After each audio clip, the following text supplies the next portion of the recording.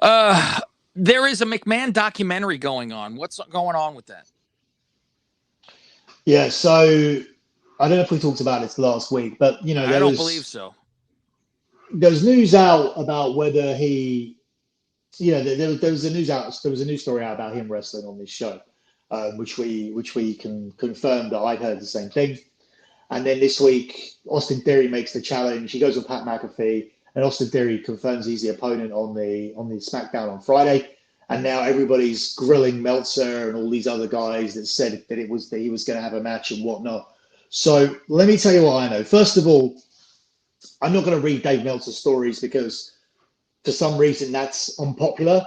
But for me, the reason I do that is because Meltzer's news is news in itself. If Meltzer's wrong, that's news because Meltzer, still up until this point, is highly regarded as the number one source and the number one voice in wrestling, and that includes if they end up doing documentaries and whatnot. Now, obviously, he's not going to be in the WWE's Netflix documentary of Vince McMahon, but all these other Dark Side of the Ring and all that, they all go for Dave Meltzer. So he's still a big voice. And when he's completely wrong about stuff and embarrasses himself, it is something that we need to talk about. It's not a case of on Dave Meltzer because I don't like Dave Meltzer. It's a case of Dave Meltzer because when you're a number, when you're the, I am the number one source statistically, but when he's the number one source in terms of in terms of how he's universally regarded, Mainstream.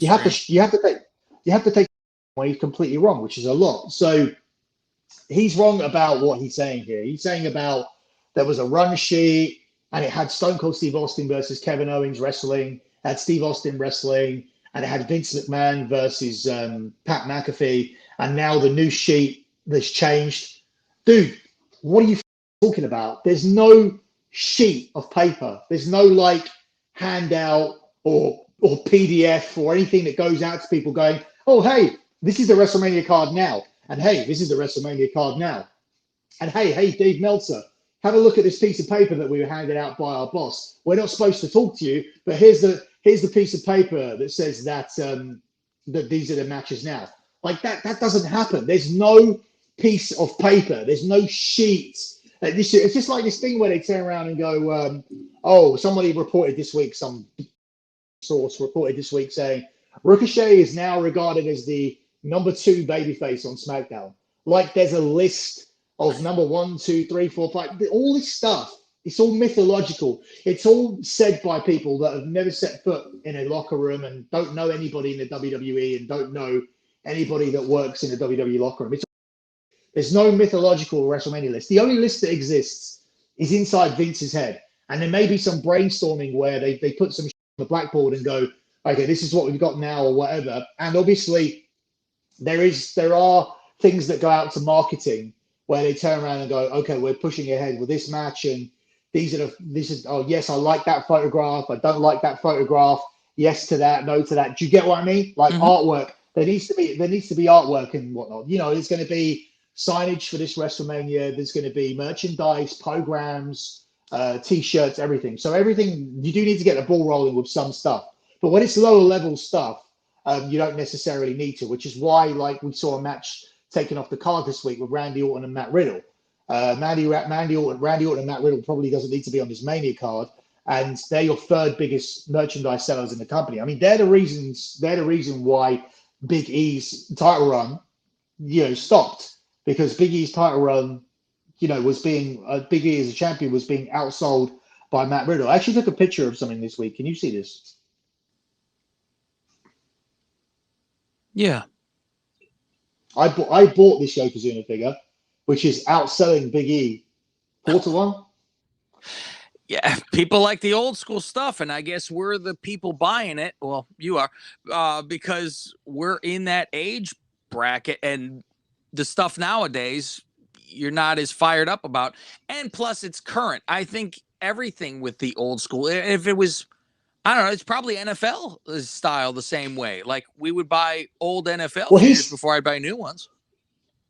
well when people turn around and said like, oh, anybody could have guessed that he wasn't going to be the champion for long because of the booking. When I said he's going to lose the championship, Yeah. well, that's because when he won the belt, he's supposed to be carrying that belt into WrestleMania. He was supposed to be beating John Cena at WrestleMania in a title defense. Now, John Cena is not even on this card anymore. But look, if you don't believe me, this is the toy. This is a toy that they created that's now out, and God. Yeah. and he's driving that. Unfortunately, I've been talking about this for a couple weeks now. now he's driving that around, but he's not the champion. So this is how far they plan certain things ahead. But moving back onto this Vince thing. So in terms of people now saying this is what's going to happen, and everybody piggybacked on he is wrestling, and now everybody piggybacked on he's not wrestling, and now Dave has the reason for it. He goes, oh, he just looked in the mirror and they decided that he's like 73, and then he's also talking about how the match was going to go. And look, it's all like you can tell when this guy starts making it up. Here's the thing. They weren't right when they said he was wrestling. And now they're not right when they're saying that he isn't wrestling. This is what I know. And I'll tell you what I know. And I'm not going to add my own bits into it, right? This is what I know. Mm-hmm. There's a documentary on Netflix, okay? On that documentary, Vince McMahon is going to be established as a crazy, lunatic, insane workaholic who doesn't sleep, right? Mm-hmm. Yeah. Who just work, obsess, work out at 2 a.m. The workout at 2 a.m.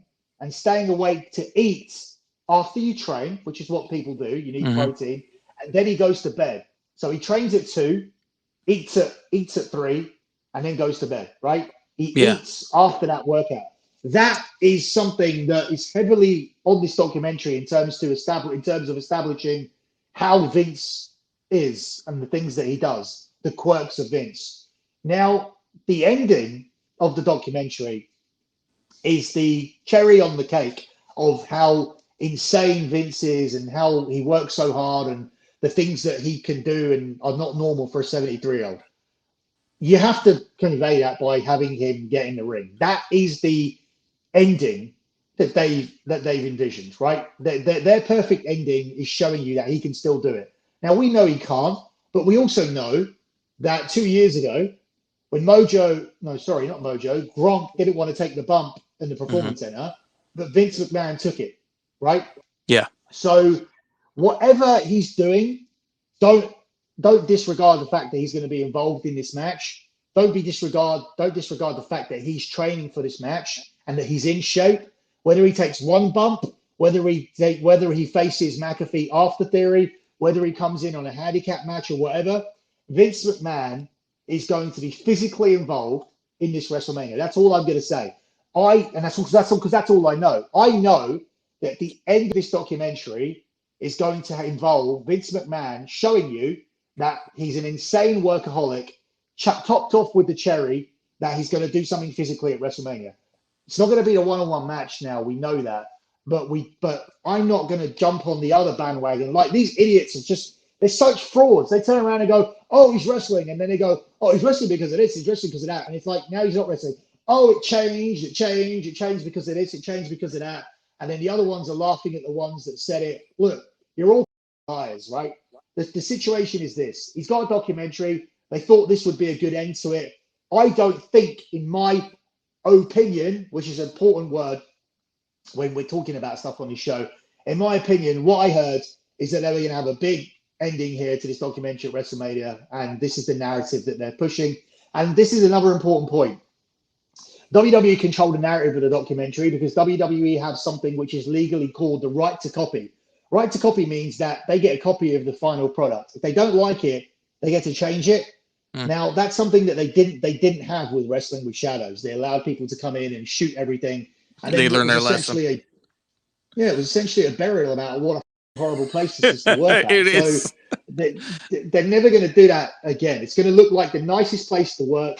The McMahons are going to look amazing. And Vince in particular is going to look like a genetic freak. Like, he's going to look like a freak. So what would a freak do? What would a freak do in wrestle at WrestleMania? I know that they have a big ending in plan. Like, I never came on and said it was 100% wrestling in a one-on-one match. I stand by what I was told, which is this. So let's move on. What else do you want to talk about? Well, just to put a bow on the end of that one. Why the hell would Vince say, I'm going to have a match at Mania and it's against a guy who doesn't wrestle at all full time or at all, and put your life in his hands when you're 70 some years old and you're, I understand if it's Triple H or somebody like that who, you're going to be protected and all that kind of stuff, but why would you do a guy who doesn't wrestle? I think it's because it draws. I think it draws in the most eyeballs that you can get to. I would assume. But I mean, that's a lot of risk.